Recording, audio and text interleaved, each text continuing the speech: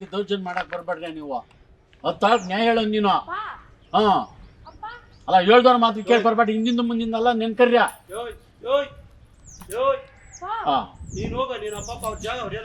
ಅಲ್ಲ ಹಿಂದಿಂದ ಮುಂದಿಂದಲ್ಲ ಸ್ವಲ್ಪ ಗ್ಯಾಪ್ ಮಾಡಿರ್ಯ. ನಿಮ್ಮ ಅಪ್ಪನಿ ನಿಮ್ಮ ಅಮ್ಮನ ನಮ್ಮ ಮನ್ಯಾಗ ದೊಡ್ಡವರಾಗಿದ್ದು ಅವೆಲ್ಲ ಗ್ಯಾಪ್ದಾಗಿಲ್ಲ ನಿಮ್ಗ.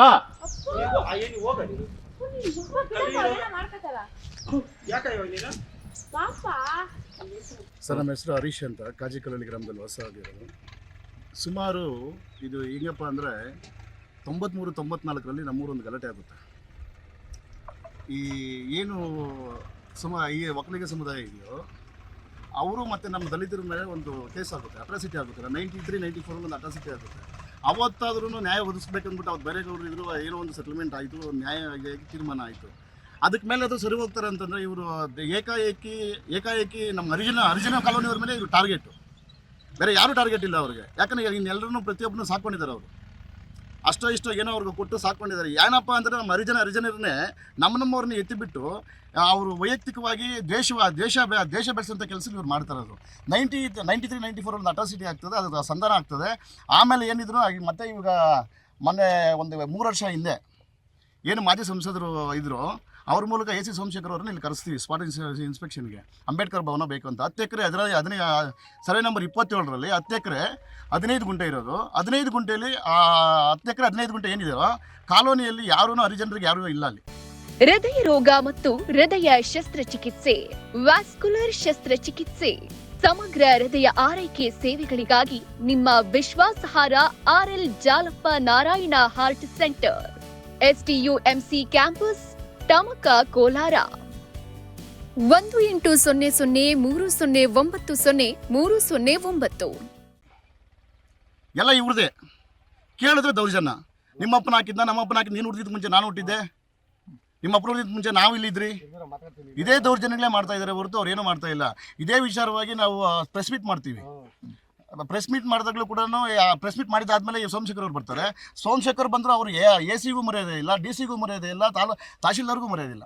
ಈ ರೀತಿಯಾಗಿ ಮೋಸಡಿ ಮಾಡ್ಕೊಂಡು ಹೋಗ್ತಾ ಇದ್ದಾರೆ. ನೋಡ್ರಿ, ಇಲ್ಲಿ ಕೆರೆ ನೀವು ನೋಡಿದ್ದೀರಲ್ಲ, ಯಾವುದು ಅದೇ ಎಷ್ಟಕ್ಕಪ್ಪ ರಾಯಲ್ಟಿ ಕಟ್ಟೋದು? ಒಂದು 50 ಲೋಡ್ 50 ಲೋಡ್ಗೆ ರಾಯಲ್ಟಿ ಕಟ್ಟಿದ್ದಾರೆ, 500 ಲೋಡ್ ಮಣ್ಣು ಹೊಡೆದಿದ್ದಾರೆ. ಇದೇ ದೌರ್ಜನ್ಯ ಸರ್. ನೋಡಿ ಕೆರೆ ನೋಡಿ, 1,500ರಿಂದ 2,000 ಲೋಡ್ 1,500ರಿಂದ 2,000 ಲೋಡನ್ನ ಮಣ್ಣನ್ನು ಆಕ್ರಮ ಮಾಡ್ಕೊಂಡು ಇನ್ನು ಯಾರಾದರೂ ಹೊಡೆದ್ರೆ ಒಬ್ಬ ಗ್ರಾಮ ಪಂಚಾಯತಿ ಸದಸ್ಯರಾಗಿ ಈಗ ಅಲ್ಲಿ ಊರಲ್ಲಿ ಒಂದು ಪ್ರಾಬ್ಲಮ್ ಆಗಿದ್ದೇನೋ ಸಾಲ ಮಾಡಬೇಕಲ್ವಾ? ಅವರೇ ಬಂದು ಜನಗಳಿಗೆ ನ್ಯಾಯ ಕೊಡಿಸ್ತಕ್ಕಂಥ ಜನಗಳೇ ಬಂದು ಒಬ್ಬ ಜನಸೇವಕನು ಬಂದು ವಿಡಿಯೋ ಮಾಡ್ಕೊತಾರೆ. ಲೆಕ್ಕ ಕೊಡ್ರಿ ಅವ್ರ ಮಟ್ಟ ಏನಿದೆ ಅಂತ. ಸರ್, ದಯವಿಟ್ಟು ನಮಗೆ 10 ಎಕರೆ 15 ಗುಂಟೆಯಲ್ಲಿ ನಾವು ಅಂಬೇಡ್ಕರ್ ಭವನ ಏನು ಕೇಳಿದ್ದೀವೋ, ಮಕ್ಕಳಿಗೆ ಏನು ಆಟದ ಮೈದಾನ ಕೇಳಿದ್ದೀವೋ, ದಯವಿಟ್ಟು ನಮಗೆ ಸ್ಥಳ ಗುರುತಿಸಿ ಆಗಿದ್ದು ಜಿಲ್ಲಾಧಿಕಾರಿಗಳ ಗಮನಕ್ಕೂ ಬರಬೇಕು, SP ಅವ್ರ ಗಮನಕ್ಕೆ ಬರಬೇಕು, AC ಅವ್ರ ಗಮನಕ್ಕೆ ಬರಬೇಕು. ಇದು ಏನು ನಮ್ಮ ಮಾನ್ಯ ಶಾಸಕರು ಇದ್ದಾರೋ ದಯವಿಟ್ಟು ಹೇಳ್ತಾ ಇದ್ದೀನಿ, ಇಂಥವರು ದೌರ್ಜನ್ಯನ ಜೊತೆಲಿ ಇಟ್ಕೊಂಡಿದ್ದೀರಾ. ದಯವಿಟ್ಟು ಇದನ್ನು ತಪ್ಪಿಸಿ. ನಾವು ನಿಮಗೆ ವೋಟ್ ಮಾಡಿದ್ದೀವಿ, ನಾವು ನಿಮ್ಮನ್ನು ಗೆಲ್ಲಿಸ್ಕೊಂಡಿದ್ದೀವಿ. ದಯವಿಟ್ಟು ನಮಗೂ ಸಹಾಯ ಮಾಡಿ ಸರ್. ದಯವಿಟ್ಟು ನಮಗೆ ನ್ಯಾಯ ಒದಗಿಸ್ಕೊಡ್ಬೇಕು. ಇವ್ರದ್ದು ಅಕ್ರಮ ಜಾಸ್ತಿ ಆಗಿದೆ.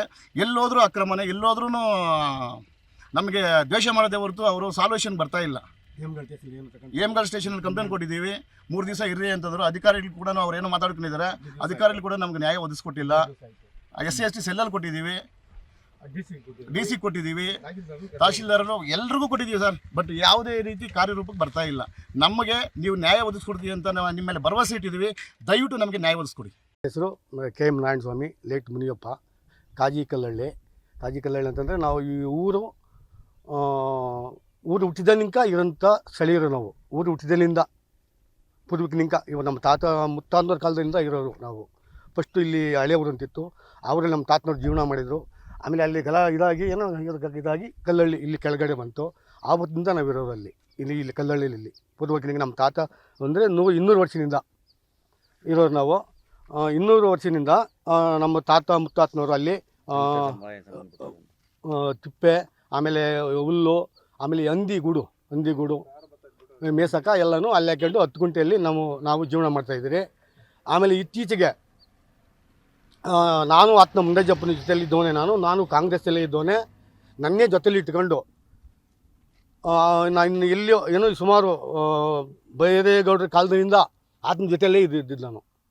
ಅಂಥವನಿಗೆ ನಿನ್ನ ಜಮೀನು ಇಲ್ಲೇದೆ ಅಂತ ಹೇಳ್ಬಿಟ್ಟು ನನ್ನ ಜಮೀನೆಲ್ಲ ಅಕ್ವರಿ ಮಾಡ್ಕೊಂಬಿಟ್ಟಿದ್ದಾನೆ.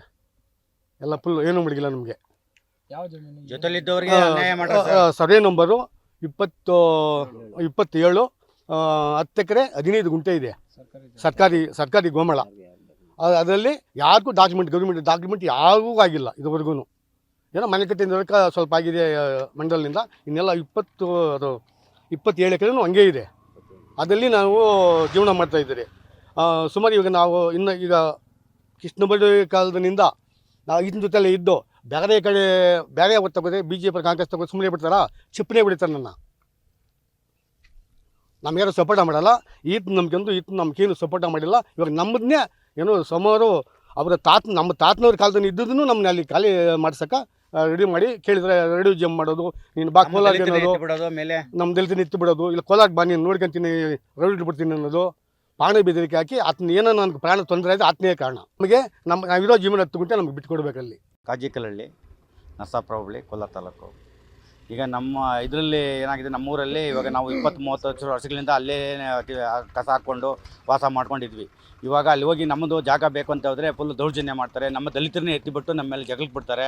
ತಿರ್ಗಿ ಅಬ್ಜೆಕ್ಟಿವ್ ಮಾತುಗಳಿಂದ ಬೈಯೋದು, ನಮ್ಮನ್ನು ಒಲಿನೇ ದಿಂಗ ನಿಂದೆ ಒಂದು ಕೆಲಸ ಇಲ್ಲ ಅಂತೇಳಿ ಬೈಯೋದು, ಲೆಕ್ಕ ಮಾತುಗಳಿಂದ ಬೈಯೋದು, ಜಾತಿ ನಿಂದನೆ ಮಾಡೋದು, ಇದೆಲ್ಲ ಮಾಡ್ತಾರೆ. ಮತ್ತು ಅಂಬೇಡ್ಕರ್ ಭವನಕ್ಕೆ ಅಂತೇಳಿ 1 ಎಕರೆ ಶಾಂಕ್ಷನ್ ಆಗಿತ್ತು, ಆ ಜಾಗದಲ್ಲಿ ಬಿಟ್ಟು ಹೋದವ್ರಿಗೆಲ್ಲ ಏನೋ ಸೆಟ್ಲ್ಮೆಂಟ್ ಒಂದು 5,000 10,000 ಕೊಡೋದು, ಸೆಟ್ಲ್ಮೆಂಟ್ ಮಾಡ್ಕೊಳ್ಳೋದು, ಸುಮ್ಮನೆ ಸೈಲೆಂಟ್ ಆಗಿಬಿಡೋದು. ಅಂಬೇಡ್ಕರ್ ಭವನಗಾಗಿ ತಹಶೀಲ್ದಾರರು ಎಲ್ಲರೂ ಬಂದಿದ್ದರು, ಆದರೆ ಯಾರು ಬಂದರೂ ನ್ಯಾಯ ಸಿಗಲಿಲ್ಲ. ಇವಾಗ ಅಂಬೇಡ್ಕರ್ ಭವನ ಎಲ್ಲಿ ಮಾಡ್ಬೇಕಂತಿದ್ರು ಅರ್ಜಿ ಹಾಕಿದ್ವೋ ಅಲ್ಲೇ ಮಾಡಿಕೊಟ್ರೆ ಸಾಕು ಸಮಯ ನಮಗೆ.